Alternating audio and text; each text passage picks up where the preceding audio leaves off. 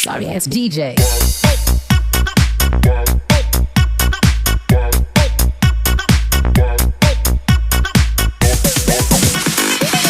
Everyone, let's crack one day exams Hindi में। मैं प्रदीप आपका स्वागत करता हूं। Welcome to the study 24.7। दोस्तों, भौतिक विज्ञान की जो अपनी सीरीज चल रही थी उस सीरीज का आज ये 31वां लेक्चर है।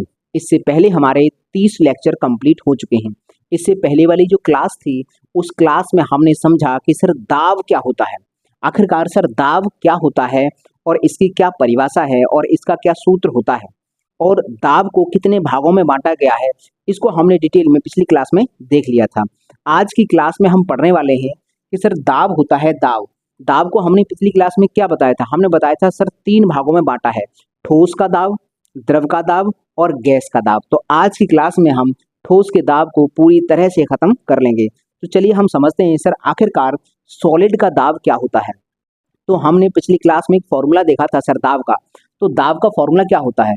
दाब बराबर बल बट्टे क्षेत्रफल। ये हमारे पास फॉर्मूला होता है। अगर हम इसी फॉर्मूले को जैसे इंग्लिश लेटर्स होते हैं उनके फॉर्म में अगर लिखना चाहें तो ये फॉर्मूला बन के आएगा सर P बराबर F अपॉन A। ये है हमारे पास फॉर्मूला। A यहाँ पर एरिया है और F यहाँ पर बल है और P तो दाब को डिनोट करता ही है। अगर हम यहाँ से सर परिभाषा निकालना चाहें, सर सॉलिड के लिए ये वाला फॉर्मूला होता है। अगर सॉलिड वस्तु किसी वस्तु पर दाब लगा रही है या सॉलिड के ऊपर किसी प्रकार का दाब लग रहा है तो सर वो दाब हम इस फॉर्मूले की सहायता से निकालते हैं। अगर हम यहाँ पर परिभाषा की बात करें तो परिभाषा हम यहाँ से निकालेंगे सर, दाब की परिभाषा एक यहाँ से निकालेंगे, एक स्टैंडर्ड परिभाषा जो एग्जाम में पूछ सकता है। तो अगर हम यहाँ पर यदि A बराबर एकांक, अगर हम मतलब इकाई इंग्लिश में इसको यूनिट कहा जाता है। अगर हम क्षेत्रफल को एकांक मान लें, हमने माना कि सर जो क्षेत्रफल है वो एकांक है, तो सर क्षेत्रफल अगर एकांक हो जाएगा तो 1 का भाग अगर F में लगे तो कोई प्रभाव नहीं पड़ेगा। इसका मतलब ये है कि सर P जो होगा वो F के बराबर हो जाएगा। तो हम यहाँ से बोल सकते हैं सर अगर A एकांक है तो P समानुपाती, या फिर अभी रुको, 1 है 1 का भाग लगाएंगे तो कोई फर्क नहीं पड़ेगा, F आ जाएगा। इसका मतलब सर ये जो है ये निकल के आया है कि सर P जो होता है वो F के बराबर हो जाता है। कब हो जाता है? जब क्षेत्रफल एकांक हो। मान लीजिए कोई सतह है, उसके परपेंडिकुलर हमने बल लगाया है और वह बल सतह पर पूरी एक समान रूप से फैल गया है, लेकिन वो जो सतह है वो सतह का क्षेत्रफल एकांक है, 1 है। तो हम मानते हैं सर अगर एकांक है तो P बराबर F हो जाएगा। यहाँ से परिभाषा निकल के आएगी। देखो ये वो परिभाषा है जो एग्जाम में तुमसे डायरेक्ट पूछ सकता है, फिल इन द ब्लैंक्स बनाकर दे देगा कि ये परिभाषा किसकी है। तो आपको बताना होगा कि सर ये दाब की परिभाषा है। देखो यहाँ पर हम लिखेंगे किसी वस्तु या पदार्थ, किसी वस्तु पदार्थ मत लिखो क्योंकि पदार्थ में तो ठोस द्रव गैस तीनों आ जाएंगे, हमें केवल ठोस की बात करनी है। तो किसी वस्तु के एकांक पृष्ठ एकांक पृष्ठ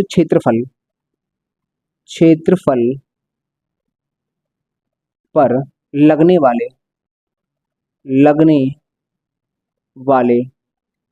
लंबवत बल को ही दाब कहते हैं। दाब, और ब्रैकेट में अगर तुम लिखना चाहो तो ठोसों का दाब, ठोसों का दाब कहते हैं।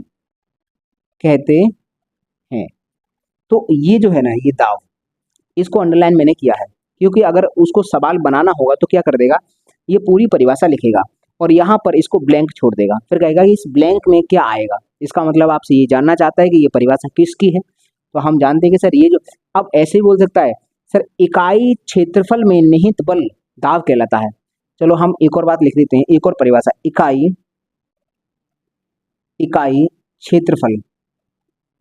क्षेत्रफल में निहित इकाई क्षेत्रफल में निहित बल को ही दाब कहते हैं। ये भी परिभाषा आ सकती है।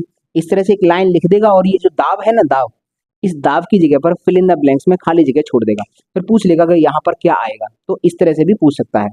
तो हमें समझ में आया कि सर ये दाब की परिभाषा हो गई और ये दाब का फॉर्मूला है जो सॉलिड के लिए काम करता है। यहाँ से हमारी कंडीशन बनेगी, इस फॉर्मूले को जरा देखो गौर से। अगर हम एफ को कांस्टेंट कर दें, मतलब अगर हम मान लीजिए एक वस्तु है, उसको सर दबाना चाहते हैं, तो हम उस पर कुछ बल लगा रहे हैं, हम अपनी क्षमता के अकॉर्डिंग ही तो बल लगा पाएंगे। ऐसा तो हो नहीं सकता कि सर बल हम बहुत बढ़ा दें। ये जो पी होता है सर, इसको पी को बढ़ाने के लिए, पी को बढ़ाना है या फिर घटाना है, तो सर वो बल या फिर क्षेत्रफल पर निर्भर कर रहा है। जो दाब है वो बल और क्षेत्रफल पर डिपेंड करता है। कैसे निर्भर करता है, तो हम दो केस के माध्यम से पढ़ते हैं। केस वन में क्या है कि अगर मैं चाहूंगी सर जो बल है ना, बल को बढ़ाकर, मतलब क्षेत्रफल को कुछ चेंज ना करूं, केवल बल के आधार पर, केवल बल को मैं बदल कर दाब बदलना चाहता हूं, तो मैं क्षेत्रफल को एकांक मान लेता हूं। माना ए बराबर कांस्टेंट, CONSTANT, मैंने इसको कांस्टेंट कर दिया। कांस्टेंट मतलब मैं क्षेत्रफल नहीं बदल रहा हूं। तब क्या हो जाएगा, तब ये हो जाएगा कि जो P है वो समानुपाती हो जाएगा F के। इसका अर्थ क्या है, इसका अर्थ ये है कि सर जो दाब है वो बल के समानुपाती हो जाएगा। जैसे मान लीजिए ये है, मैं इस पर दाब लगाऊं, तो जितना बल बढ़ाऊंगा, बल जितना बढ़ा दूंगा सर, दाब भी उतना ही ज्यादा लगेगा। तो इसका मतलब सर ये है कि सिर्फ बल के समानुपाती हो गया दाब। जितना ज्यादा बल होगा सर उतना ही ज्यादा दाब हो जाएगा, जितना कम बल होगा उतना ही कम दाब हो जाएगा। ये तो समानुपाती होता है। चलो इतनी बात हमें यहाँ से समझ में आई। सर अगली कंडीशन मैं यहाँ लिख देता हूँ, केस 2, CASE, केस 2, क्योंकि अभी एग्जाम्पल, इसके बहुत सारे एग्जाम्पल समझ रहे हैं तो कुछ जगह बचानी होगी। केस 2 में क्या करते हैं, देखो अगर हम ये चाहते हैं कि सर बल हमारे पास, हमारी क्षमता नहीं है ज़्यादा बल बदलने की या बल बढ़ाने की, तो हम एक काम करते हैं सर, दाब को कम या ज़्यादा क्षेत्रफल की सहायता से भी कर सकते हैं। तो अगर हम बल को कांस्टेंट रखें, मतलब माना F बराबर CONSTANT कांस्टेंट है, तो फिर क्या हो जाएगा, जो हमारा P है वो समानुपाती हो जाएगा 1/A। ये 1/A लिखा है तो हम इसको व्युत्क्रमानुपाती भी बोल सकते हैं कि सर ये जो दाब है क्षेत्रफल के व्युत्क्रमानुपाती हो गया। तो अगर इसका मतलब क्या है सर, इसका मतलब ये है कि सर किसी चीज का क्षेत्रफल अगर तुम व्युत्क्रमानुपाती का मतलब होता है उल्टा संबंध। इसका मतलब है सर उल्टा संबंध है, एक चीज को बढ़ाएंगे तो दूसरी घटेगी और एक घटाएंगे तो दूसरी बढ़ेगी, ये होता है उल्टा संबंध। तो उल्टा संबंध आ गया। इसका मतलब सर ये हुआ कि सर अगर हमें दाब को कांस्टेंट, ये जो बल है इसको नियत रखना है सर, बल हम कम या ज्यादा नहीं कर रहे, हमारी क्षमता भी नहीं है सर हम ज्यादा बल लगाने की। अब जितना ज्यादा बल लगाएंगे एनर्जी हमारी खर्च होगी, तो हम अपनी एनर्जी को खत्म नहीं करना चाहते, हम सर अपनी एनर्जी बहुत लिमिट की खर्च करना चाहते हैं और दाब बढ़ाना चाहते हैं। तो सर क्षेत्रफल की सहायता से भी तो सर दाब बढ़ाया जा सकता है। कैसे कि अगर क्षेत्रफल को कम कर देंगे, अगर इसको हम कम करेंगे तो सर P बढ़ जाएगा, इसको अगर हम कम कर देंगे तो P बढ़ जाएगा। इसका मतलब ये हुआ कि सर क्षेत्रफल जितना कम होगा, किसी चीज का क्षेत्रफल जितना कम होगा, वह चीज किसी वस्तु पर उतना ही अधिक दाब लगाएगी। जितना क्षेत्रफल कम हो जाएगा वो वस्तु उतना ही अधिक दाब लगाएगी। तो हम यहाँ एक बात इसकी और एक बात इसकी, तो इसकी बात हम यहाँ लिख देंगे, इसकी बात यहाँ पर। तो पहले हम इसकी लिखते हैं कि किसी वस्तु का पृष्ठ क्षेत्रफल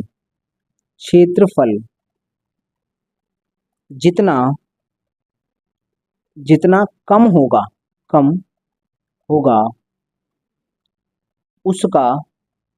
उसका दाब उतना ही अधिक होगा, उसका दाब उतना ही अधिक होगा। ये है किसी वस्तु का जो पृष्ठ क्षेत्रफल है वो जितना कम होगा सर दाब वो उतना ही अधिक देगी। इसकी बात करें तो सर इसकी भी बात लिख देते हैं। जैसे मान लीजिए कि किसी वस्तु का किसी वस्तु का पृष्ठ क्षेत्रफल क्षेत्रफल नियत नियत रख कर जितना अधिक बल बल लगाएंगे लगाएंगे तो उतना ही अधिक दाब दाब प्राप्त होगा। ये देखो कंडीशन हमें समझ में आई कि सर अगर हमें सर बल की सहायता से दाब कम या ज्यादा करना है तो कर लो।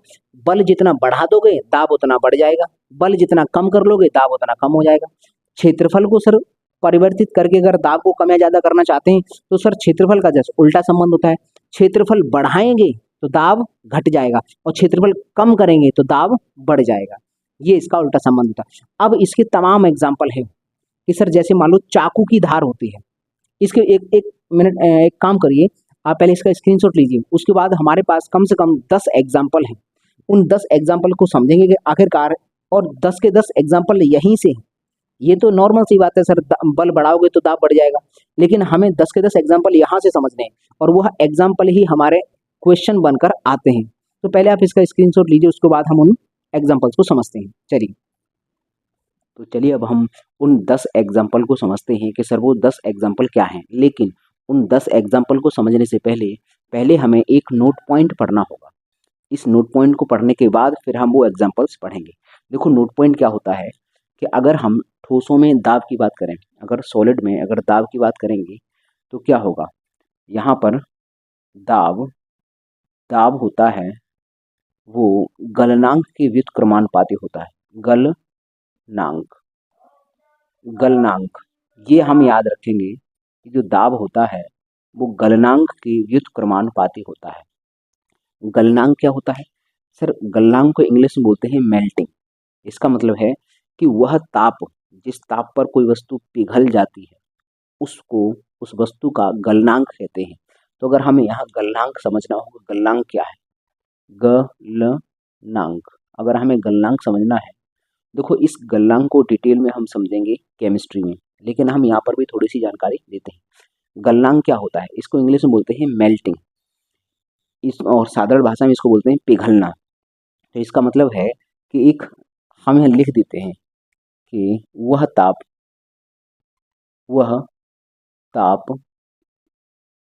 जिस पर कोई वस्तु गलना प्रारंभ कर देती है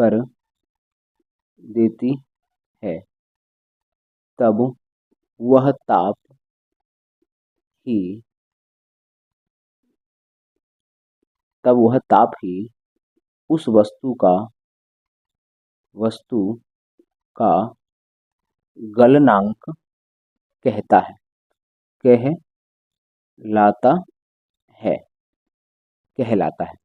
तो गलनांक समझ में आया। गलनांक क्या होता है कि अगर किसी वस्तु को ताप दिया जाए तो जिस ताप पर वो पिघलना प्रारंभ हो जाएगी सर उसी को उसका गलनांक बोलते हैं। अब हम सॉलिड की बात करें सर, ठोस धातु होती हैं, उनको अगर हम ताप देते जाते हैं तो एक सिचुएशन ऐसी आती है जिस पर ताप मैक्सिमम हो जाता है और वो वस्तु गलना प्रारंभ कर देती है। तो हर एक सॉलिड का अपना एक अलग गलनांक होता है।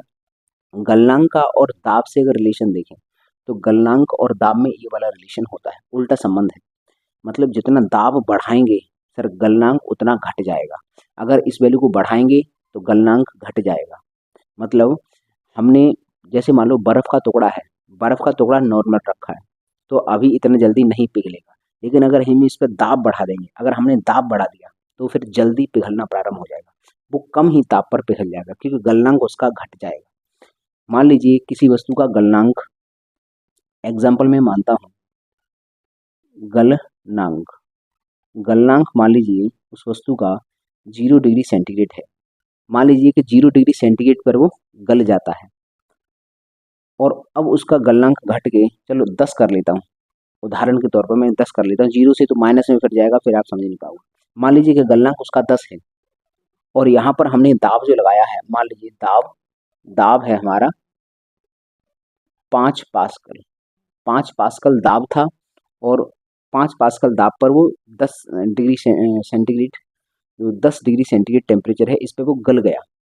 अगर हम इस दाब को बढ़ाना चाहेंगे, जैसे हमने दाब बढ़ा दिया, 10 पास्कल कर दिया, दाब जो है वो बढ़ाकर 10 पास्कल करता है। अब इस बात की गारंटी है कि ये जो गलनांक होगा वो 10 डिग्री सेंटीग्रेड से कम ही होगा। तो अब ये गलनांक भी घटकर मान लीजिए 4 डिग्री सेंटीग्रेड पर आ गया। एग्जाम्पल के तौर पर मैंने ये माना है कि इतने घट गया। ऐसा होता है सिस्टम कि जैसे ही तुम दाब को बढ़ाओगे तो गलनांक घट जाएगा। जहां वो 10 डिग्री सेंटीग्रेड पर गल रहा था, अब वो 4 डिग्री पर ही गलना प्रारंभ हो जाएगा। ये हम याद रखेंगे, दाब का और गलनांक का उल्टा संबंध होता है। तो देखो यहाँ पर आपने देखा होगा एक सिस्टम कि ये मान लो पहाड़ है, पहाड़ के ऊपर इस तरह से बर्फ जमी होती है, बर्फ होती है इसके ऊपर। देखा होगा कि ठंडे प्रदेश होते हैं, वहां पर पहाड़ों पर बर्फ जमी होती है। तो अगर ये बर्फ जमी हुई है तो इस बर्फ के किस भाग पर दाब ज्यादा होगा? हम जानते हैं कि सर जो निचले भाग होंगे, ये वाले जो भाग होंगे सर, इन भागों पर दाब ज्यादा होगा। इन भागों पर दाब ज्यादा होगा तो दाब ज्यादा होने के कारण सर इनका गलनांक कम हो जाएगा। तो सबसे पहले बर्फ यहीं की पिघलेगी, यहाँ की बर्फ पिघल जाएगी। और अगर ये बर्फ पिघल जाती है, अगर ये बर्फ नीचे की पिघल जाती है तो होता क्या है कि पहाड़ों पर जो बर्फ होती है वो सबसे पहले कहाँ पिघलती है? क्योंकि सर नीचे की बर्फ पहले पिघलती है, क्योंकि गलनांक वहाँ कम हो गया होगा दाब अधिक होने के कारण। तो अब ये बर्फ पिघल जाएगी तो यहाँ खाली जगह हो जाती है। अगर ये खाली जगह हो जाएगी तो यहाँ से बर्फ टूट कर ये फिसल जाएगी नीचे की तरफ। तो इसका मतलब इसको बोलते हैं सर हिमस्खलन। हिमस्खलन कब होता है? जब नीचे की बर्फ पिघल जाती है, नीचे खाली जगह हो जाती है, तो ये हिम पूरी यहाँ से फिसल कर इधर क्षेत्र में आ जाती है, तो ये बहुत बड़ी तबाही उत्पन्न कर देती है। तो कुल मिलाकर ये जो हिमस्खलन है सर, इसके पीछे क्या कारण है? उसके पीछे यही कारण है कि सर ये नीचे वाले जो हिस्सा होता है इस पर दाब ज़्यादा होता है। देखो यहाँ से इतनी बर्फ का दाब पड़ेगा इस पर, तो यहाँ दाब ज़्यादा है, दाब ज़्यादा होने के कारण गलनांक उसका कम हो गया, तो यहीं पिघल जाती है। और जब यहाँ पिघलती है तो जगह होने के कारण फिर ये पूरी हिम जो है, हिम पूरी स्खलित हो जाती है। तो हम यहाँ लिख सकते हैं कि हिमस्खलन, हिमस्खलन, हिमस्खलन भी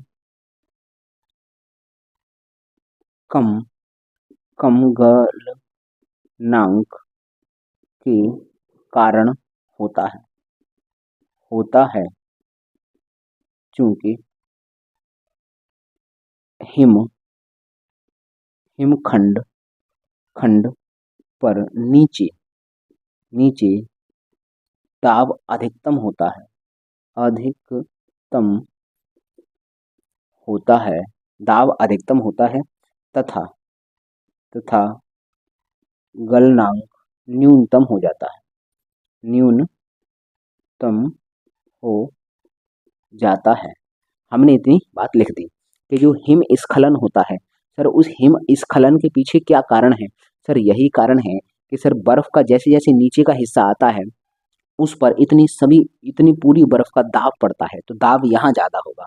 जब नीचे दाब ज़्यादा होता है इसी के कारण वो नीचे पिघल जाती है पहले, तो फिर नीचे खाली जगह होने के कारण पूरी हिम स्खलित हो जाती है। तो हिमस्खलन के पीछे भी यही वाला लॉजिक है। जैसे हम अगर बात करें सर, यहाँ पर ढलवां लोहा, देखो ढलवां लोहा या फिर बिस्मिथ या फिर कोई धातु है, कोई भी धातु, सब धातु या फिर बिस्मिथ या फिर ढलवां लोहा, होता क्या है कि सर इन पर जैसे दाब बढ़ाएंगे, दाब जितना ज़्यादा होगा सर इसका गलनांक उतना ही कम हो जाएगा। तो हम जब ये ढलवां लोहा है, ढलवां लोहे में क्या करते हैं कि इससे पिघलाकर इससे बर्तन ढालते हैं। ये मान लो ढलवां लोहा एक तरह से शुद्ध लोहा होता है, इसको पिघलाकर बर्तन ढाले जाते हैं, तो इसलिए इसका नाम ही ढलवां लोहा है। तो इसको भी पिघलाने के लिए क्या करते हैं? दाब पहले बढ़ाते हैं, पहले दाब हम बढ़ा देंगे जहाँ पर भी ये बर्तन बन रहे हैं लोहे के बर्तन, तो वहाँ पर क्या होता है कि पहले दाब मशीनों के माध्यम से दाब बढ़ाया जाता है ताकि इसका गलनांक कम हो जाए, और जैसे ही गलनांक कम हो जाएगा तो ये आराम से पिघल जाएगा, फिर हम किसी भी शेप का बर्तन बना सकते हैं। तो ये सब के सब, और कोई धातु, ये सब दाब दाब बढ़ने बढ़ने पर अपना अपना गलनांक घटा लेते हैं। अपना गलनांक गलनांक मतलब मेल्टिंग पॉइंट गलनांक घटा लेते हैं, घटा लेते हैं। हम ये याद रहें। अब यहाँ से एक और एग्जांपल देखो समझते हैं। जैसे मान लीजिए बर्फ के दो हमारे पास क्यूब हैं, बर्फ के हमारे पास अगर दो क्यूब हैं, हमने उन दोनों को पास में लिया और तेजी से, बहुत तीव्र गति से दबा दिया। जब हम दबाएंगे तो जहाँ पर वो दबेंगे, जहाँ पर पृष्ठ एक दूसरे से संपर्क में आएगी, तो वहाँ दाब बढ़ेगा, और जब दाब बढ़ेगा तो सर गलनांक वहाँ घट जाएगा, और गलनांक घटने के साथ ही वहाँ बस बर्फ पिघलना प्रारंभ हो जाएगी, और जब पिघलेगी तो पानी एक दूसरे के साथ बॉन्डिंग बना लेते हैं, और बॉन्डिंग बनाने के साथ ही वो दोनों चिपक जाते हैं। तो ऐसा सवाल भी पूछता है कि अगर बर्फ के दो टुकड़े हैं, अगर उन्हें बहुत तीव्र गति से दबा दिया जाए तो वो एक दूसरे के साथ चिपक जाते हैं। क्यों? इसलिए चिपकते हैं क्योंकि जब हम दबाते हैं तो दाब बढ़ा दिया, जैसे ही दाब बढ़ा उसका, तो स्पर्श जो सतह है, जैसे मान लीजिए ये हमारे पास क्यूब है, एक एक हमारे पास ये क्यूब है, और एक हमारे पास ये क्यूब है। अगर हम क्या करेंगे, इन दोनों को पास में लेकर आएंगे तो ये वाली सतह इसकी और इसकी ये वाली सतह, ये दोनों संपर्क में आएंगी, ये दोनों संपर्क में आएंगी, और इधर से हम दाब लगाएंगे। पी इधर से भी लगाया है और पी इधर से। तो जब ये दोनों संपर्क में आएंगी तो यहाँ दाब बढ़ेगा, जब दाब बढ़ेगा तो यहाँ पर गलनांक घट जाएगा, तो ये पिघलना प्रारंभ करेंगे, और जैसे ही पिघलेंगे, जैसे ही ये पिघलना प्रारंभ करेंगे तो थोड़ा सा जल जो होता है वो एक दूसरे के साथ बॉन्डिंग बना लेता है, फिर जब छोड़ेंगे तो तब तक बॉन्डिंग बन चुकी होगी, फिर ये चिपक जाता है।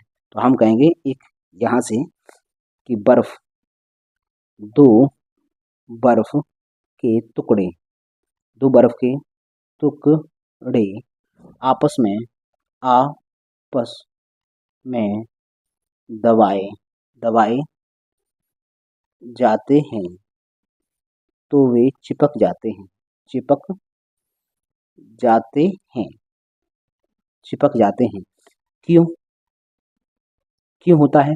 क्योंकि सर दाब बढ़ने के साथ साथ गलनांक घट जाता है। तो हम लिख देंगे दाब बढ़ने दाब बढ़ने के साथ गलनांक गलनांक घट जाता है, घट जाता है। ये हम बात लिखेंगे क्यों हो ऐसा होता है कि सर दाब बढ़ जाता है जिसके कारण गलनांक घट जाएगा, गलनांक घट जाएगा तो थोड़ा सा पिघलेगा और वहां पर बॉन्डिंग बना लेगा, इसलिए वो चिपक जाता है। देखो एक एग्जांपल और आपने देखा होगा कि जैसे मान लीजिए एक नदी है या फिर एक झील है, तो झील का जब पानी जम जाता है, तो पानी जमने के बाद बर्फ बन जाता है, तो ये पूछता है कि सर अगर इस बर्फ को, ये बर्फ पिघलेगी तो सबसे पहले कहाँ पिघलेगी? तो हम बताएंगे सर मान लीजिए ये एक, मैं अभी झील मानता हूँ, ये झील है और इस पर ये पानी भरा हुआ था। अगर ये जम गया है, अगर ये मान लीजिए जम चुका है, ये पानी जम चुका है, वैसे होता क्या है ये भी हम एक एग्जांपल में समझ सकते हैं, या फिर इसको कि जैसे मान लीजिए एक झील है, तो सर झील का पहले तो पानी जो जमता है तो सर ऊपर का ही जमता है, नीचे का नहीं जमता है। क्यों? क्योंकि वहाँ दाब ज़्यादा होता है, दाब ज़्यादा होने के कारण वहाँ का गलनांक कम होता है, तो नीचे का पानी नहीं जमता है। या तो सवाल ऐसे पूछेगा आपसे कि ये बताइए कि कोई झील है, अगर वो जम गई है तो उसमें पानी कहाँ पर होगा? पानी होगा नीचे की तरफ, पानी होगा नीचे की तरफ। क्यों? क्योंकि सर वहाँ पर दाब ज़्यादा होता है, दाब ज़्यादा होने के कारण वहाँ का गलनांक कम होता है, तो वहाँ पानी की मात्रा बनी रहती है। या फिर ऐसे पूछ लेगा अगर एक झील है वो पूरी तरह से जमी हुई है, तो अगर वो पिघलेगी तो सबसे पहले कहाँ पर पिघलेगी? तो हम कहेंगे सर सबसे पहले नीचे से पिघलना प्रारंभ करेगी। क्यों? क्योंकि सर यहाँ से देखो, मान लीजिए अगर ये पूरी जमी हुई है, अगर ये मान लीजिए ये जमी हुई है, पूरी बर्फ है, ये झील है और ये पूरी जमी हुई है, तो हम जानते हैं कि सर यहाँ की अपेक्षा सर यहाँ दाब ज़्यादा होगा, यहाँ दाब मैक्सिमम होगा, पी मैक्स होगा। यहाँ पर पी जो होगा वो मैक्सिमम होगा, दाब अधिकतम होगा। जब दाब अधिकतम है तो सर गलनांक न्यूनतम होगा, इसका मतलब यहाँ पर गलनांक क्या होगा? गलनांक मिनिमम होगा, गलनांक मिनिमम होगा, बहुत न्यूनतम होगा। तो गलनांक न्यूनतम होने के कारण सबसे पहले बर्फ यहीं की पिघलेगी। तो अगर सवाल आपसे पूछ ले कि एक झील है जो पूरी तरह से जम चुकी है, जब वो पिघलेगी तो सर्वप्रथम कहाँ पर पिघलेगी? तो सर्वप्रथम यहाँ नीचे पिघलती है। तो हम ये लिख देंगे जमी हुई झील झील सर्वप्रथम नीचे नीचे से पिघलती है, नीचे से पिघलती है। ये हम याद रखेंगे कि सर सबसे पहले जमी हुई बर्फ है तो वो कहाँ से पिघलेगी? सर नीचे से। क्यों? क्योंकि सर दाब ज़्यादा है तो गलनांक घट गया होगा, तो सर वहीं से पिघलना प्रारंभ करेगी। तो चलिए इसका स्क्रीनशॉट लीजिए आप। तो चलिए अब हम कुछ दाब के एग्जाम्पल समझ लेते हैं कि सर दाब से संबंधित क्या उदाहरण हैं जो हमारे एग्जाम में बन सकते हैं। देखो यहाँ पर मैंने ये फॉर्मूला लिखा है। ये फॉर्मूला क्या था कि दाब का जो फॉर्मूला था P बराबर F/A। देखो ये मैंने दिखाया है, एक बल है, ये बल किसी सतह पर लग रहा है, इस सतह का क्षेत्रफल A है। तो ये जो बल है ये सब बट जाएगा इस पूरी सतह पर, और बटने के कारण यहाँ पर एक दबाव महसूस होगा, यहाँ पर एक नीचे धसने का अनुभव होगा, और इसी धसने के अनुभव को हमने दाब कहा था। और दाब का हम फॉर्मूला जानते हैं कि सर P बराबर F/A होता है। अब इसी फॉर्मूले में मैंने क्या कहा?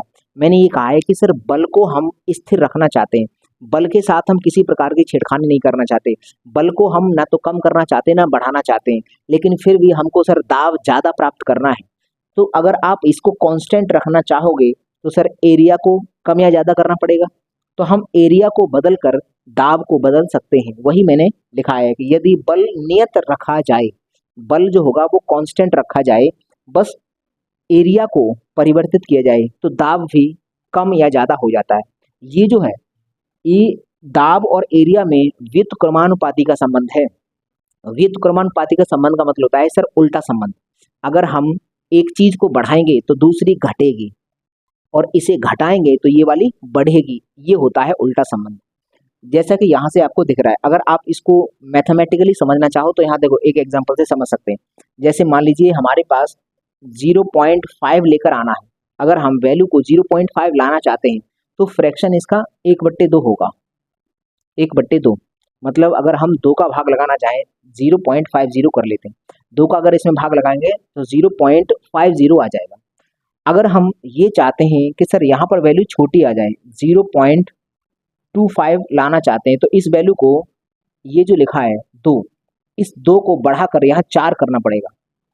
इसका मतलब यहाँ से अगर हम इसकी तुलना करना चाहें, इसकी कंपैरिजन करना चाहें, तो ये हम P मान सकते हैं कि सर ये P का मान है, ये P का मान है, और ये जो है नीचे वैल्यू ये A का मान है, ये A, मान लीजिए A1 है, ये तो A2 है, ये P1 है, ये P2 है।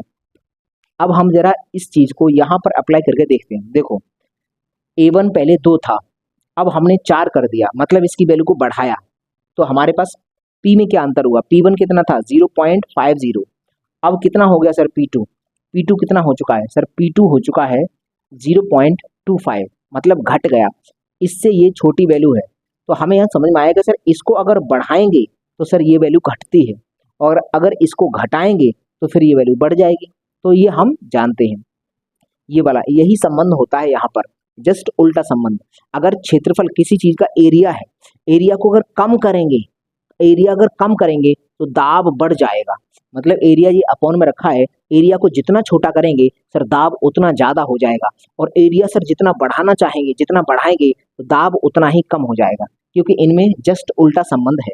तो चलिए हम पहला एग्जाम्पल देखते हैं कि सर एग्जाम्पल नंबर 1 क्या है। एग्जाम्पल नंबर 1, देखो हमारे पास कुछ उपकरण हैं। जैसे मैं एक उपकरण को लेकर एग्जाम्पल आपको समझाता हूँ। हम कहते हैं सर चाकू।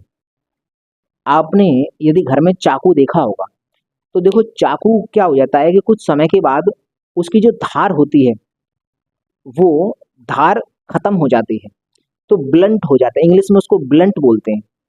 तो होता हम इसको गांव की भाषा में कहते हैं मोथरा हो गया है। मोथरा, मोथरा का मतलब होता है कि वो ब्लंट हो चुका है, उसकी जो धार थी वो घिस चुकी है, अब वो किसी सब्जी को आराम से काटता नहीं है। तो हम फिर क्या करते हैं कि उस चाकू को घिसते हैं, या फिर किसी दुकान पर ले जाते हैं, धार रखने वाली दुकान पर, तो धार रखवा के लाते हैं। तो हम यहाँ पर एक चाकू का चित्र बनाते हैं और उसकी सहायता से बाकी की एग्जाम्पल हम समझाएंगे। मान लीजिए ये हमारे पास एक चाकू है, ये हमारे पास एक चाकू है। अब इसमें इसमें ये जो सिरा है ये धार नुमा होता है, यहाँ धार होती है। ये अगर मैं इसको थोड़ा सा इस धार को देखो, धार को मैं इस तरह से तो नहीं दिखा सकता कि ये चाकू ऐसे है, तो मैं इस तरह से इसकी धार दिखाना चाहता हूँ। तो मैं अभी तुम्हें दिखाता हूँ कि चलो मान लीजिए इसकी धार जो है वो ये है। अगर इसकी धार इस तरह से हो गई है, इसकी धार ऐसी हो गई है, तो इस बात की गारंटी है। इसको मैंने थोड़ा जूम करके दिखाया है, देखो चाकू इस तरह से है, मैं इस तरह से दिखा रहा हूँ इसकी धार को, ये वाली धार दिखाना चाहता हूँ। और यही जो धार है वो थोड़ी सी घिस गई है, वो धार घिस चुकी है। अब ये चाकू किसी सब्जी को नहीं काटता है। तो हमने देखा कि सर ये इसका एरिया बढ़ गया है। अब हम क्या करेंगे सर, एक काम करो, अब इसको घिसो। हम मशीन, एक मशीन लगी रहती है जो घिसती है, जो इस पे धार रखती है चाकू पर। तो उससे हमने इसको घिसा और घिस घिस के बहुत पतला कर दिया। तो कुल मिलाकर ये हमने इतना पतला कर दिया। इतना था, हमने इतना कर दिया, मतलब ये एरिया मान लीजिए A1 है, तो ये एरिया A2 होगा। ये मैं धार दिखा रहा हूँ, धार इस तरह से चाकू है तो मैं इसकी ये धार दिखा रहा हूँ, ये वाली धार। तो ये मान लो तो पहले ये धार थी और अब ये धार हो चुकी है। इसमें परिवर्तन क्या हुआ है, एरिया पहले इसका इतना था और अब एरिया इतना हो चुका है, मतलब एरिया घट गया है। अगर एरिया घट गया है तो ये जो चाकू है ये शार्प हो गया होगा। शार्प होने का मतलब ये है कि सर थोड़ा सा दबाने पर आराम से सब्जी को काट देगा। अगर इस चाकू से थोड़ी सी सब्जी को दबाएंगे दबाएंगे तो आराम से इसको काट देगा। लेकिन जब इसकी सतह इस तरह से थी, जब इसका सिरा इस तरह से था, तो ये सब्जी को आराम से नहीं काट रहा था। तो हम कह सकते हैं कि देखो एरिया ज़्यादा, यहाँ पर देखो एरिया ज़्यादा है, ये एरिया कम है। तो एरिया हमने क्या किया है, घटाया है। तो एरिया जैसे ही कम करेंगे, एरिया कम, इसको घिस घिस के पैना बना देंगे, बहुत बारीक बना देंगे, तो एरिया को हम घटा देंगे। जैसे ही एरिया घटा तो सर एरिया घटा तो दाब बढ़ जाएगा, दाब को बढ़ा देगा। मतलब थोड़ा सा बल लगाने पर आराम से उस दाब मैक्सिमम हमको मिल जाएगा, तो आराम से सब्जी कट जाएगी। इसीलिए देखा होगा को घिस घिस के चाकू को पैना बनाया जाता है, ताकि उसकी जो धार है वो बहुत पतली बन सके, बारीक बन सके, ताकि आसानी से चीज़ों को काटा जा सके। अब जिस तरह से चाकू काम करता है सर, चाकू ही जैसे बहुत सारे उपकरण हैं जो उनको धारदार बनाया जाता है। धारदार क्यों बनाते हैं, ताकि उनका क्षेत्रफल कम हो सके, और अगर क्षेत्रफल कम हो जाएगा तो वो बहुत पैना और शार्प हो जाएगा और आराम से उससे किसी चीज़ को काटा जा सकता है। तो चाकू जैसे कौन से उदाहरण हो सकते हैं, तो एक हो सकता है सर तलवार। तलवार है, उसको भी बहुत पैना बनाया जाता है। घर में आपने इस्तेमाल होने वाली देखी होगी खुरपी। खुरपी किसान इस्तेमाल करते हैं इस खुरपी का, इससे खेत को, मतलब जब भी उसको नराई बोलते हैं, नराई, नराई और गोड़ाई। तो जो नराई की जाती है, जैसे खुरपी ले लेते हैं उससे मिट्टी को हटाते हैं, वो नराई होती है गाँव में, उसको बोलते हैं। तो ये खुरपी होती है, इसको भी सर पिटवा कर इसको बहुत शार्प बनाया जाता है, ताकि आराम से उसको नराई की जा सके। उसके साथ फावड़ा होता है। सर फावड़ा होता है, फावड़ा को भी तो हम बहुत पैना बनाते हैं ताकि आराम से हम मिट्टी खोद सकें। तो फावड़े को पैना बनाया जाता है। पैना बनाने के साथ साथ क्या किया जाए, उसका जो एरिया है, उस एरिया को जो जो उसका सिरा था उसके एरिया को घटाया जाता है, ताकि कम दाब में, कम, अगर हम कम बल लगाएं तो दाब हमको मैक्सिमम मिल जाए। तो एक फावड़ा हो सकता है। इसके साथ साथ उस तरह, देखो पहले दाढ़ी बनाने के लिए, दाढ़ी जो हजामत बनाने के लिए इस्तेमाल होता था उस्तरा। उस्तरा का जो जो भी नाई होता था वो क्या करता था, उस उस्तरे को एक पत्थर होता था, उस पत्थर पर घिसता रहता था, घिस के बहुत शार्प बनाता था। शार्प को इसीलिए बनाता था कि जितना ज़्यादा शार्प हो जाएगा उतना कम बल लगाकर आराम से सेविंग बन जाएगी। तो इस तरह से उस्तरा होता है। और एक और हो सकता है यहाँ पर ब्लेड। अगर आपने ब्लेड देखा होगा, ब्लेड, जो ब्लेड आता है वो ब्लेड भी बहुत पैना और शार्प बनाया जाता है, ताकि किसी चीज़ को आसानी से काटा जा सके। दाब, कम बल लगाकर दाब हमको मैक्सिमम मिल जाए। तो हमारे पास चाकू है, तलवार है, खुरपी या फिर फावड़ा या उस्तरा या फिर ब्लेड, ये सब के सब बहुत शार्प बनाए जाते हैं। हम कहेंगे ये सब आदि, आदि मतलब चाकू, तलवार, खुरपी, फावड़ा, उस्तरा, ब्लेड आदि को को शार्प बनाया जाता है, शार्प बनाया जाता है, ताकि कम कम बल में ही कम बल में ही अधिक दाब, अधिक दाब प्राप्त हो सके, प्राप्त हो सके। इतना हमें समझ में आ गया कि सर हम कम बल लगाएंगे और उसमें हमें दाब ज़्यादा मिल जाएगा, तो आराम से हम चीज़ों को काट सकते हैं। ये हमारे पास एग्जाम्पल था। तो ये मैंने एक एग्जाम्पल से, बाकी के सब इसमें आ जाएंगे। अगर एग्जाम्पल नंबर हम 2 देखते हैं सर। एग्जाम्पल नंबर 2 देखो, आपने अगर देखा होगा कि अगर कोई आदमी कीचड़ में फंस जाता है, मान लीजिए कि मैं कीचड़ में फंस गया, तो मेरे पैरों का जो एरिया होगा वो इतना ज़्यादा, मेरे शरीर की अपेक्षा वो एरिया कम है। तो अगर मैं खड़ा हूँ तो आराम से धंसता चला जाऊंगा, जितना ज़्यादा एक्टिविटी करूंगा, हिलना डुलना करूंगा, उतनी तीव्र गति से धंस जाऊंगा। लेकिन अगर इस तरह से कोई सिचुएशन आई है तो मैं क्या करना, उस स्थिति में क्या करना चाहिए? उस स्थिति में हमको लेट जाना चाहिए। अगर हम लेट जाएंगे तो हमारे शरीर का एरिया हमारे पैर की अपेक्षा ज़्यादा है, तो जैसे ही हम लेटेंगे तो हमारा एरिया बढ़ जाएगा, ये एरिया बढ़ जाएगा, और एरिया जैसे ही बढ़ा वैसे ही दाब घट जाएगा, तो हम दबाव उस पर कम लगाएंगे, तो शायद हो सकता है कि हम उसमें डूबे नहीं, कीचड़ में हम डूबने से बच जाएंगे। मतलब हम अगर लेट जाएंगे तो एरिया बढ़ा देंगे, और एरिया जैसे ही बढ़ जाएगा, अगर इस वैल्यू को बढ़ा देंगे तो ये अपने आप घट जाएगा, दाब कम हो जाएगा, तो हम डूबेंगे नहीं उसमें। तो हम यह लिख सकते हैं, कीचड़ में फंसा हुआ व्यक्ति, कीचड़ में फंसा हुआ, कीचड़ में फंसा हुआ हुआ व्यक्ति व्यक्ति लेट कर कीचड़ से बाहर आ सकता है।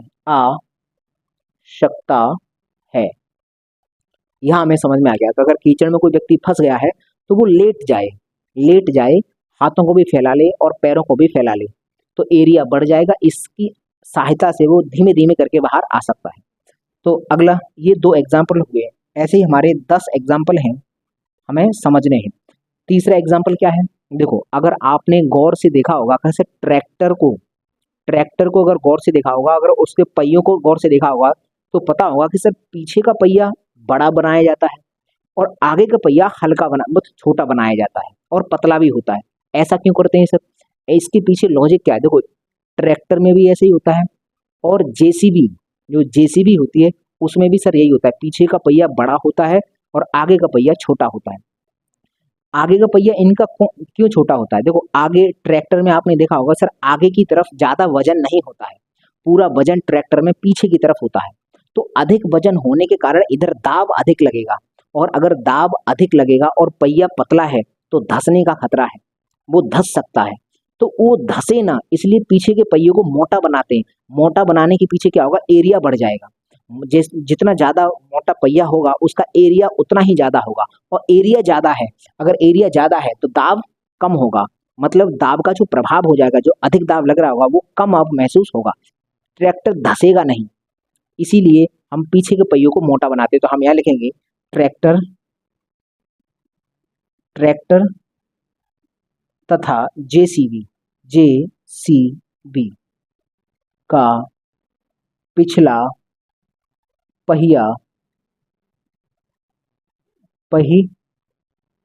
पिछला मत करो, एक नहीं होता, 2 होते हैं। पिछले पहिए बड़े होते हैं। अब इसके पीछे क्यों का कारण आपको मालूम है कि सर एरिया अधिक होगा, बड़े पहिए होंगे तो एरिया ज़्यादा होगा, तो दाब के प्रभाव हमारे इसके ऊपर कम पड़ेगा, तो पहिया धंसेगा नहीं, इसलिए ये होते हैं। तो चलो, ये समझ में आया। अगला हम एग्जाम्पल समझते हैं सर, एग्जाम्पल नंबर 4 देखते हैं। देखिए, ट्रैक्टर होता है और जेसीबी है, तो उसके तो हम इस तरह से बैलेंस कर लेते हैं कि सर पिछला पहिया मोटा बना दिया, आगे का पहिया छोटा बना दिया। लेकिन अगर आपने ट्रक को गौर से देखा होगा, ट्रक में 2 हिस्से होते हैं। अगर देखा होगा कि सर इस तरह से ट्रक होता है, ट्रक में 2 हिस्से होते हैं, एक पहिया इधर है और एक पहिया इसके पीछे होता है, और यहाँ होते हैं डबल पहिए इधर हैं और डबल ही पहिए इधर लगे रहते हैं। अगर ट्रक देखा होगा तो सर ट्रक का आगे का हिस्सा होता है वो तो हल्का होता है, और ट्रक के अंदर जो सामान रखना है, जो भारी सामान रखा जाता है, वो पीछे रखा जाता है। तो सर यहाँ पर दाब ज़्यादा होता है, तो यहाँ दाब ज़्यादा है। अगर यहाँ पर भी आगे की तरह मात्र 2 ही पहिए लगाएंगे तो सर दाब ज़्यादा होने के कारण पहिया धंस सकता है, पहिया यहाँ पर धस सकता है। इसलिए क्या करते हैं कि सर दो पहिए इधर लगाए, दो पहिए उधर लगाए। आगे तो मात्र दो हैं, आगे मात्र दो पहिए हैं, लेकिन यहाँ चार पहिए लगे हैं, दो इधर और दो इधर। तो चार पहिए लगाने के कारण क्या किया हमने, क्षेत्रफल बढ़ा दिया। क्षेत्रफल जितना ज्यादा होगा सर दाब का प्रभाव उतना ही कम हो जाएगा। तो यहाँ पर हमने चार पहिए लगा दिए, दो इधर दो इधर। तो यहाँ पर जो सामान रखेंगे उसका जो दाब होगा ये आराम से सहन कर जाएंगे। इसके दाब का जो प्रभाव होगा वो इन पर कम महसूस होगा। क्यों? क्योंकि हमने एरिया बढ़ा दिया है, एरिया बढ़ा दिया है, टायर चार लगा दिए तो एरिया बढ़ गया। एरिया बढ़ने के कारण सर दाब के प्रभाव को कम कर देंगे। तो हम यहाँ लिख सकते हैं। अब देखो एक ट्रक ऐसा भी होता है और एक भारी भी होता है। उसमें पता क्या होते हैं, चार ये लगे हैं, चार इससे जस्ट पीछे और लगे रहते हैं। उसमें मतलब 8 पहिए होते हैं, लेकिन आगे 8 पहिए वाला ट्रक देखा होगा जिसके पीछे वाले 8 पहिए होते हैं। और कुछ ऐसे होते हैं जहाँ 4 पहिए होते हैं। तो 4 पहिए वाले में भी आगे तो 2 ही पहिए रहते हैं, और जो 8 पहिए पीछे लगे रहते हैं उसमें भी आगे तो मात्र 2 ही पहिए होते हैं। क्योंकि जानता है सर आगे दाब ज़्यादा रखना ही नहीं है। आगे जो ड्राइवर जहाँ बैठता है वो वाला एक कैबिन होता है सर, वहाँ तो दाब ज़्यादा रहता ही नहीं है ना, तो वहाँ तो 2 पहिए काम कर जाएंगे, लेकिन पूरा लोड पीछे रखा जाता है। इसलिए यहाँ पर 8 पहिए या फिर 10 पहिए लगाते हैं। तो क्यों लगाते हैं भाई, इतने पहिए क्यों लगा दिए? ताकि सर एरिया बढ़ सके। एरिया बढ़ जाएगा तो दाब के प्रभाव को कम किया जा सकता है। तो हम यहाँ लिख सकते हैं कि ट्रक में पिछले पहिए दो दो या चार चार की जोड़ी में लगाए जाते हैं ताकि क्षेत्रफल अधिक हो सके और दाब का प्रभाव कम हो सके। ये है पूरी बात हमने लिख दी कि जो ट्रक होता है उसका जो पिछला पहिया होता है वो हम सर पिछले पहिए में दो दो की जोड़ी लगाते हैं, दो इधर लगा दी दो उधर लगा दी, या तो चार लगाएंगे या फिर सर चार चार लगाते हैं, चार इधर लगाते हैं चार उधर लगाते हैं, तो 8 हो जाते हैं। तो इस तरह से लगाते हैं क्यों? क्योंकि एरिया हमको बढ़ाना है। तो ये हमारे 4 नोट पॉइंट हो गए। अगला हम नोट पॉइंट, चलो अगला नोट पॉइंट यही लिख देते हैं। चलो यहाँ पर नोट पॉइंट नंबर अगला 5। आपने अगर देखा होगा कील, अगर कोई कील देखिए या फिर चोबा देखा है जो दीवार में हम ठोकते हैं, उसका सिरा देखा होगा आपने। सिरे को किस तरह से बनाते हैं, बहुत नुकीला बनाते हैं। क्योंकि सर मान लीजिए मान लीजिए ये लोहे का है, मानो मैंने कहा ये लोहे का है, और अगर मैं इस पर हाथ पर इस तरह से दाब लगाऊं, तो अगर दाब लगाऊंगा तो क्या ये पार हो जाएगा? नहीं होगा। क्यों नहीं होगा? कि सर ये जो एरिया है, ये वाला एरिया ये ज्यादा है। अगर इस एरिया को कम कर दूंगा, मतलब घिस घिस के इसको बहुत पैना बना दूंगा, बहुत शार्प बना दूंगा, और इतना ही दाब अगर लगाऊंगा तो शायद ये पार कर जाए। क्यों? क्योंकि सर ये जो एरिया है ना, एरिया अगर एरिया को मैं कम कर दूंगा तो सर एरिया को मैं अगर घटाऊंगा तो दाब बढ़ जाएगा। कम बल लगाकर मैं मैक्सिमम दाब प्राप्त कर सकता हूँ। बल कम लगाऊंगा लेकिन दाब ज्यादा मिल जाएगा अगर एरिया को मैं घटा दूंगा तो एरिया घटाकर ये जितने भी हमारे पास कील होती हैं या फिर सुई होती है, धागा पिरोने वाली जो सुई होती है, सर सुई की नोक जो होती है, या फिर तुमने देखा होगा सर एक तीर होता है, तीर का जो हेड होता है सर उसको भी बहुत नुकीला बनाया जाता है। या फिर बंदूक की गोली होती है सर उसका भी सिरा नुकीला बनाया जाता है। क्यों बनाया जाता है? क्योंकि टारगेट को ज्यादा अंदर तक हिट कर सके, इसलिए बनाया जाता है। तो हम ये भी लिख देंगे कि कील कोमा चोबा चोबा चोबा होता है, नहीं चोबा नहीं होता, इसको ये तो कसने वाला होता है। कील या पिन, आपने पिन देखी होगी, पिन अगर कहीं वो होता है सूचना पट होता है या फिर कोई बोर्ड होता है, ग्रीन बोर्ड जैसे देखा होगा कि तुम्हें कि नोटिस बोर्ड है, उस पर एक पिन की सहायता से हम उसको नोटिस को लगा देते हैं, तो वो वाली पिन। कील, पिन या तीर का सिर या फिर बंदूक की गोली,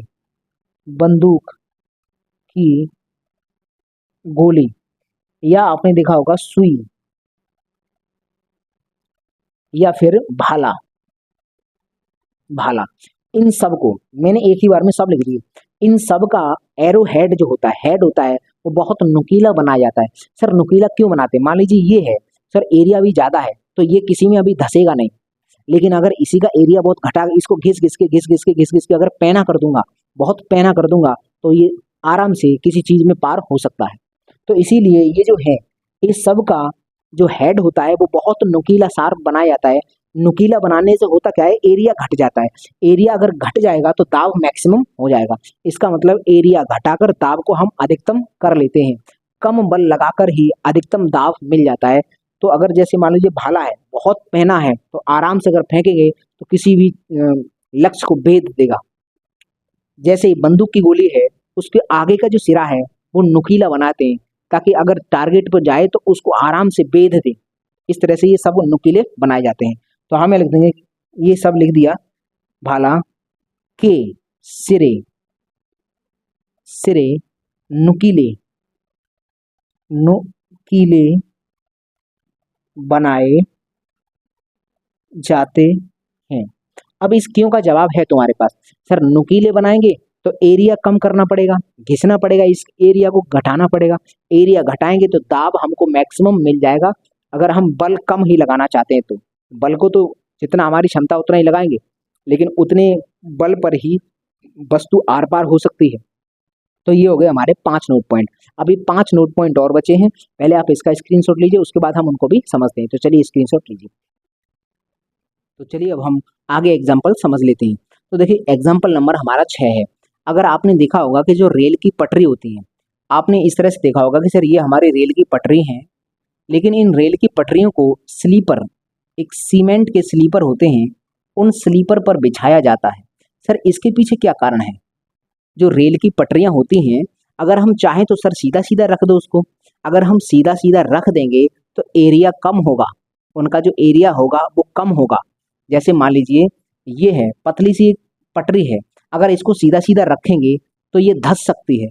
लेकिन अगर हम इसके एरिया को बढ़ा देंगे, जैसे मान लीजिए इसके नीचे स्लीपर रख दिया, ये स्लीपर, तो इसका मतलब ये हो गया कि ये जो दबाव लगा रही थी, अब ये दबाव मात्र इतने एरिया पे लगा रही थी, तब इतना मात्र इतने एरिया पर, और जैसे ही हमने स्लीपर लगाया तो ये दबाव इतने क्षेत्र में बट गया, इतने एरिया में बट गया। मतलब ये जो पटरी थी अपनी जितनी जगह थी उसमें ही दाब लगा रही थी, तो सर एरिया कम था। और अगर हमने उस पटरी को इसके ऊपर रख दिया है तो सर दाब अब इतने क्षेत्र में बट गया, जो बल है वो बल इतने एरिया में बट गया, मतलब एरिया हमने बढ़ा दिया। और जैसे ही इन स्लीपर पर लगाते हैं तो एरिया बढ़ जाता है।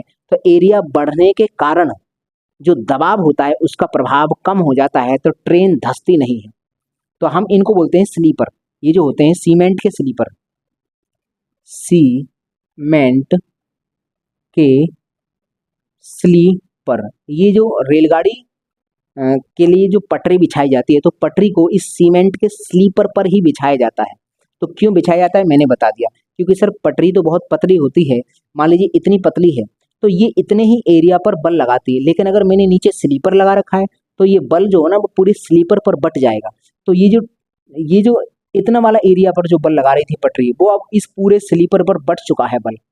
इतना एरिया, मतलब छोटे से एरिया पर लग रहा था पहले बल, अब हमने स्लीपर लगा दिया तो पूरे स्लीपर पर बल बट जाएगा। इसका मतलब सर एरिया बढ़ जाएगा, और एरिया जैसे ही बढ़ेगा तो दाब का प्रभाव कम हो जाएगा। हमने अभी देखा था एरिया बढ़ा तो दाब का प्रभाव कम हो जाएगा। तो हम यहाँ लिख देंगे रेल रेल की पटरी पटरी को सीमेंट के स्लीपर पर बिछाया जाता है,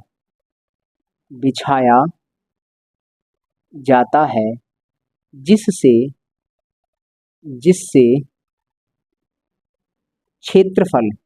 जिससे क्षेत्रफल बढ़ जाता है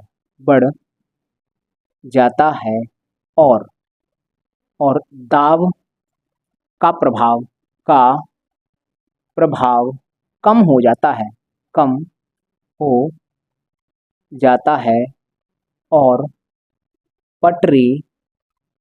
पटरी धंसने से बच जाती है, धंसने से बच जाती है। इतना हमें समझ में आ गया। इसको याद रखेंगे कि रेलगाड़ी की जो पटरी होती हैं उनको सीमेंट के स्लीपर के ऊपर ही लगाते हैं ताकि एरिया बढ़ा सकें। जहां पटरी कम दाब लगा रही थी एक छोटे से एरिया में और उस एरिया को बढ़ा दिया तो अब इस पूरे स्लीपर पर दाब लगेगा, तो एरिया बढ़ा दिया इसलिए धसेगी नहीं अब पटरी, तो आराम से उस पर ट्रेन चल सकती है। तो एक एग्जांपल ये हो गया। अब हम अगला एग्जांपल देखते हैं, एग्जांपल नंबर 7। जैसे मान लीजिए अगर हमारे पास ये है, इस तरह से चप्पल होती है, देखो चप्पल, अब मैं यहाँ पर बनाने की कोशिश कर रहा हूँ। इस तरह से मान लीजिए ये चप्पल है। अगर हम चप्पल को पहनकर जा रहे हैं और धोखे से किसी व्यक्ति के पैर पर पैर रख गया हमारा, हम चप्पल पहने थे तो पैर रख गया, तो वो क्या कहेगा व्यक्ति? वो कहेगा कि भाई साहब तुम्हारा पैर हमारे पैर पर रख गया है, आप इसको हटा लो। तो कुल मिलाकर ये एरिया ज़्यादा है तो दाब हम कम लगा पाएंगे। तो ऐसा नहीं होगा कि भाई हमारा पैर अगर दूसरे के ऊपर रख जाए, हम चप्पल पहन के जा रहे थे तो दूसरे का पैर एकदम दब जाए, ऐसा तो बिल्कुल नहीं होगा, क्योंकि सर एरिया अभी ज़्यादा है तो जो दाब होगा वो कम प्रभाव होगा। एरिया ज़्यादा है तो दबाव का जो प्रभाव होगा वो कम होगा, तो व्यक्ति की ज़्यादा चोट नहीं आएगी। लेकिन अगर वहीं पर सर हम इस तरह से, अगर मान लीजिए इस तरह से हील वाले सैंडल अगर हम पहन के जाएं, इस तरह से मान लीजिए हील वाले सैंडल, अगर ये वाला ये जो सिरा है अगर ये किसी के ऊपर रख जाए तो भाई साहब हालत खराब हो जाएगी। कुल मिलाकर ऐसा सिस्टम बहुत होता है पार्टी में, शादी ब्याह में बहुत होता है कि शादी ब्याह में गए और वहां पर क्या है कि महिलाएं हील वाले सैंडल पहन के आए।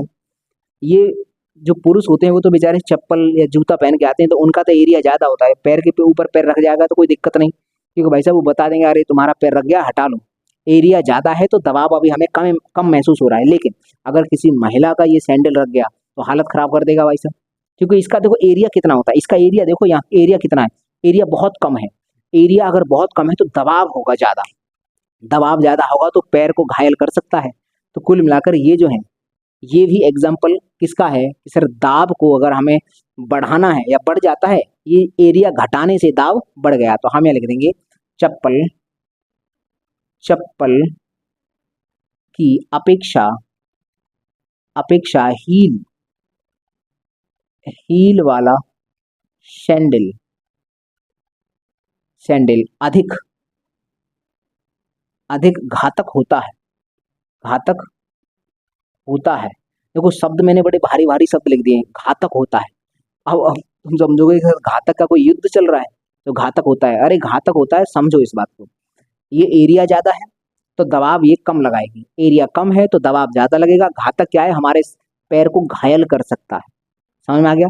हील बड़ी खतरनाक आजकल चल रही है, तो ये एक सिस्टम होगा। अगला हम एग्जाम्पल समझ सकते हैं सर, एग्जाम्पल नंबर 8।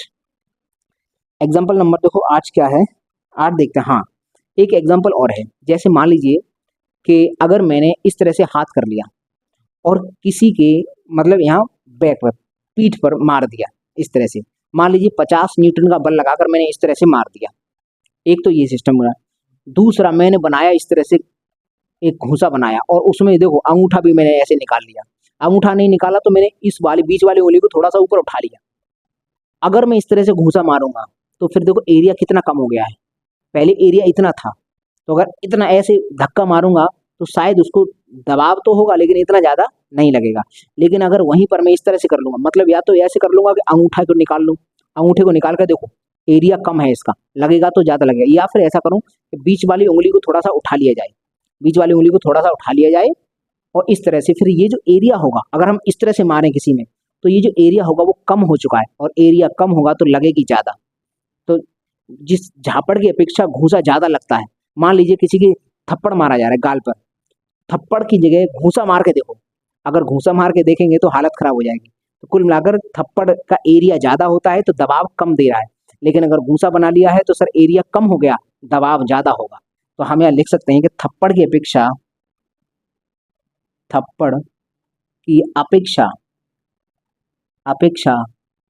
घूंसा अधिक अधिक चोट अब तुम ब्रैकेट में लिख सकते हो दाब लगाता है, अधिक चोट लगा देगा। ये हमको याद रहे। अब यहाँ पर अगला एग्जाम्पल देखते हैं सर, एग्जाम्पल नंबर 9।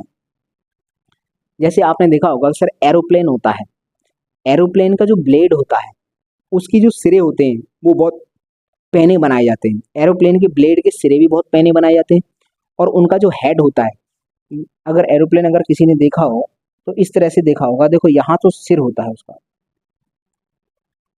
इस तरह से। अब यहाँ से देखो बनाया है, बनाने की कोशिश की, ये जो है ये बहुत शार्प बनाया जाएगा। आगे अगर इस तरह से जा रहा है तो उसकी नोक बहुत शार्प बनाते हैं।